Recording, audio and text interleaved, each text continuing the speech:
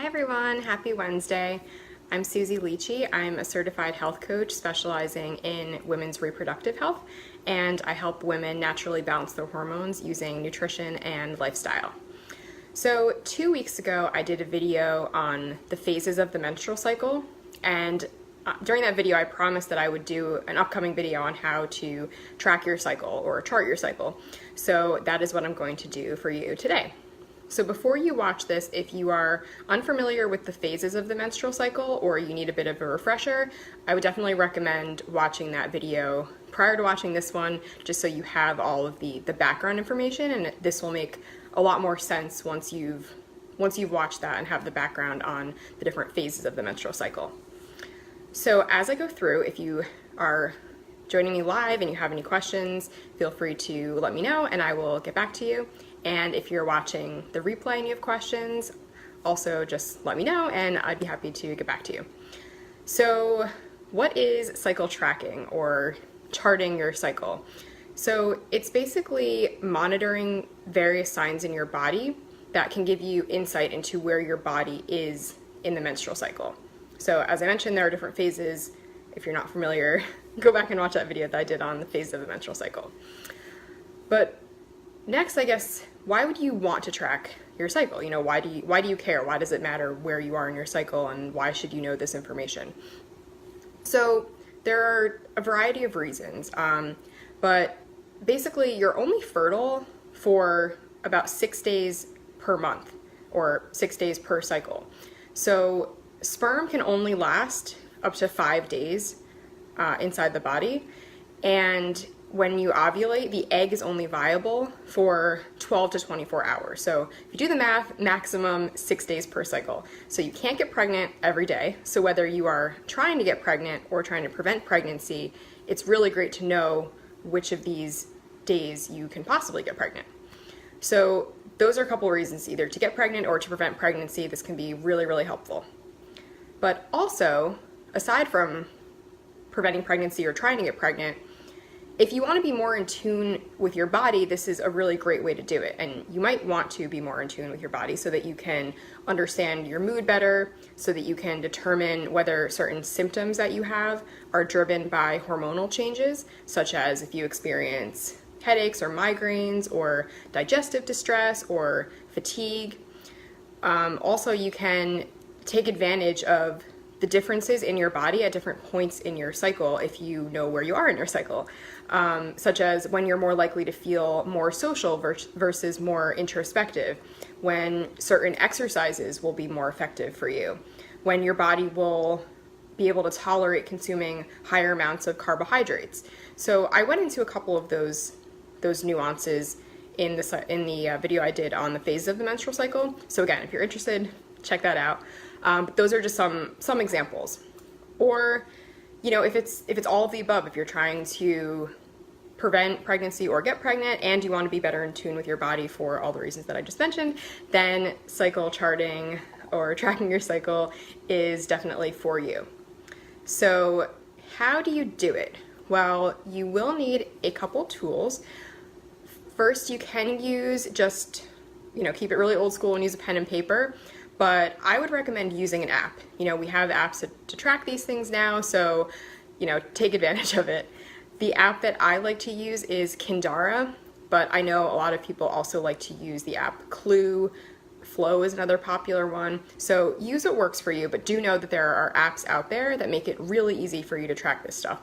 And it doesn't have to be super difficult or time consuming. And in fact, once you get the hang of it, it just kind of becomes part of your routine and doesn't take up that much time. The second thing you will need is a thermometer that goes up to 2 decimal places. So a thermometer that's going to be sensitive enough to show you up to 2 decimal places. Okay, so how do you do this? What are you going to be tracking? Well, you're going to be tracking 2 things, but there's a third thing that's optional. So you definitely want to be tracking your basal body temperature, and you definitely want to be tracking your cervical fluid or cervical mucus. And then the optional one is tracking your cervical position, which also changes throughout your cycle. So let's go into more detail on those signs that you want to track. So basal body temperature, that is your temperature when you first wake up in the morning, before you get out of bed. It's basically your lowest temperature of the day when you're not moving around, you're just laying in bed and you've just woken up. So what do these signs tell us? What, basal body temperature, why does it matter what our temperature is first thing in the morning?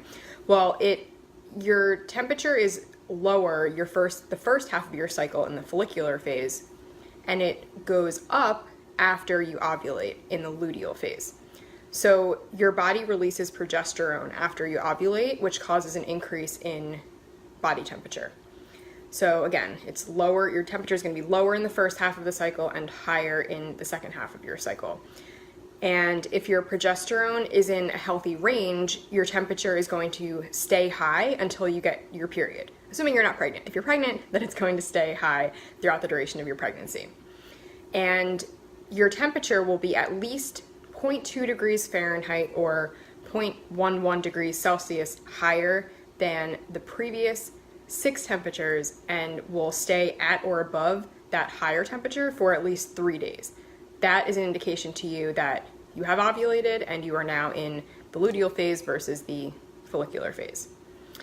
And on average, your luteal phase temps will be about 0.4 to a whole degree in Fahrenheit higher than in the follicular phase. So your temperature also tends to dip a bit before you ovulate, and then you'll see kind of that spike after ovulation. So that's how you know what phase of the cycle you're in, and you get a better sense of where your fertile days are, those 6 days that I talked about per month, which are 5 days before you ovulate and the day that you ovulate. So tracking all of this will give you a clearer picture of where you are in your cycle, so that whether you're trying to prevent pregnancy or get pregnant, or again, just look at those signs and symptoms and understand your body better, this will help you do that. So also one thing I want to mention, if you are pregnant, you may also see a slight dip in your temperature when the fertilized egg implants. Not always, but you may see that in your chart. So again, you need to take your temperature first thing in the morning before you get out of bed around the same time every day. That's important for accuracy. So if your sleep is really disrupted or you're getting up at all these different times, there are ways to adjust your temperature for different wake up times, but in general, you want to be doing it around the same time to get the most accurate reading and the most accurate chart. So next, we'll move on to tracking your cervical fluid or cervical mucus. So this changes throughout your cycle based on your hormone levels. And you should be checking this daily, just like you should be taking your temperature daily. Every time you go to the bathroom and wipe, you should be looking to see what type of cervical fluid you have that day. So you can record that in your app, and it'll kind of give you more information that way. And it'll give you the different categories, so you know what to track and what you're looking for. You may have some dry days and some days where there's a lotiony consistency. There's all different types, but basically when it gets to be the consistency of raw egg whites, that's the most fertile mucus, and that's a sign of impending ovulation. And that's also a sign that you're likely in that 6-day window where you could potentially get pregnant. So that's important to know. And so lastly, the last sign that you may want to track, this one again is optional. Really, basal body temperature and cervical fluid or cervical mucus are the most important, but you can also track your cervical position. This is honestly something that I don't do, but it can provide you with some good information. So basically, to sum up, the closer you are to ovulation, the more your cervix will be soft, high, open, and wet. So the acronym for that is SHOW, just so you remember it, SHOW, soft, high, open, and wet. And then after ovulation, it closes up, it lowers, and it becomes firmer. So that's another way to determine if you're getting close to ovulation or if you're post-ovulation. So that's kind of just a basic overview of how to track your cycle using either, like I said, pen and paper chart or an app, which I definitely recommend. like I said, I use Kindara. I like that app a lot. There's also some kind of fancier tools that you can use. They're definitely more expensive, but they're easy to use. I have not used them personally, but from what I've heard, they're effective and easy to use. The first one is Daisy, and it just uses your temperature. So you take your temperature every morning, just like you would do with your own basal body thermometer, but it has all this data and algorithms that allows it to track your cycle, and based on just your temperature and the data that it has. So it does take a little bit of time to get to know your body and your cycle, but assuming you have a fairly regular cycle, it's pretty accurate. And from what I understand, it gives you either a green, red, or yellow light every day. So green light basically means you are definitely not fertile. You can have unprotected sex without worrying about pregnancy. And then red means you're fertile. If you're trying to prevent pregnancy, use a backup method or abstain. And yellow means not enough data. It's kind of unsure whether, so definitely use a backup method for those two if you're trying to prevent. If you're trying to get pregnant, obviously those red days would be go days. And then the other one that I wanted to mention that's also pretty popular is the Ava bracelet. And I don't know anyone personally who has used this, but I know I always see ads for it and I see people using it and promoting it. And it tracks not just your temperature. So it's a bracelet that you wear. So it tracks the temperature.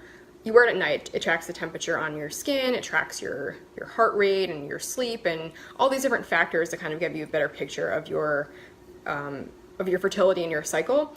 That one, the Daisy, just to mention, the Daisy is more aimed at pregnancy prevention, using it as a contraceptive. Ava is a little bit more targeted toward getting pregnant. But either can be used really for either, as far as I'm concerned, or just understanding your cycle better. But again, I haven't used these myself, so I don't know all the details about them, but just wanted to mention that there are some other tools out there if you want something that's a little bit simpler.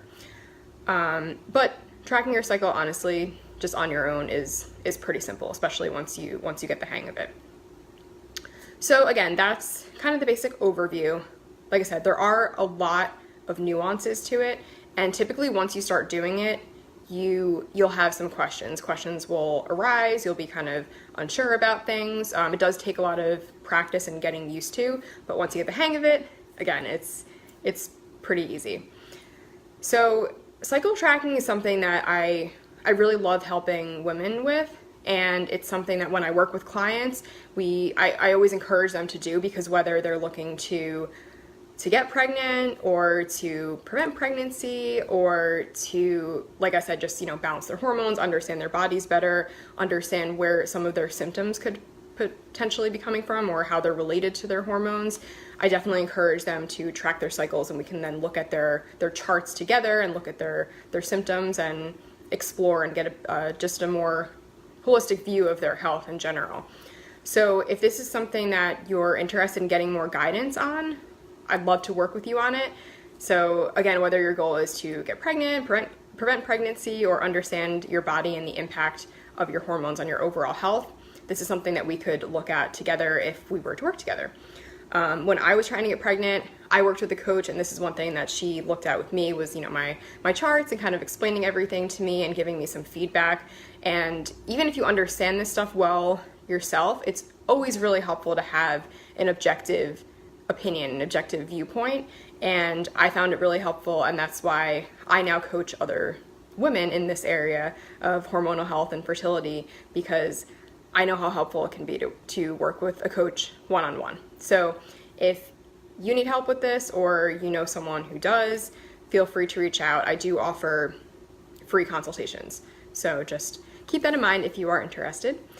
And again, if you have any questions, let me know in the comments or send me a message, and I will be happy to get back to you.